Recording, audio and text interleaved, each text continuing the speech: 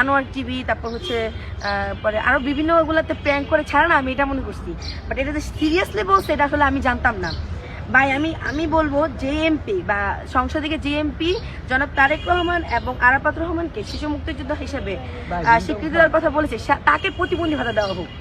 কারণ কে মানে আপনারা চিন্তা করেন যে শিশু মুক্তিযুদ্ধ মানে কি, মানে শিশুরা গিয়ে হচ্ছে পাকিস্তানের সাথে লড়াই করছে, এটা তো হ্যাঁ একটা অধিকার বঞ্চিতের কথা। সেটা তো বাংলাদেশের প্রত্যেকটা মানুষ যখন যুদ্ধ চলাকালীন সবাই অধিকার বঞ্চিত ছিলেন, তাহলে বাংলাদেশের প্রত্যেকটা মানুষ যুদ্ধ চলাকালীন যারা যারা ছিল, যারা যুদ্ধ অংশগ্রহণ করে নাই, যেমন আমার নানি দাদিরা, তারা মুক্তিযোদ্ধার ভাতা পাক। তাহলে আমরা এই যে জনাব তারেক রহমান আরাফাত রহমানকে শিশু মুক্তিযোদ্ধা হিসেবে গ্রহণ করে নিব।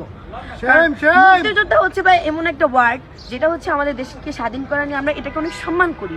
সেখানে এগুলা নিয়ে এত ঝামেলা। গাজীপুর 1 নম্বর আসনের এমপি মুজিবুর রহমান উনি যে প্রস্তাবটা করলো, সেখানে আপনারা কি মনে হয় এটা কোনো এমপির মুখে শোভা পায়? একজন সংসদ সদস্যের মুখে এই কথাগুলো শোভা পায়? শিশু মুক্তিযোদ্ধা হিসাবে কিভাবে প্রস্তাব করে? আর এটা জনাব তারেক রহমান বসে বসে কিভাবে শোনে?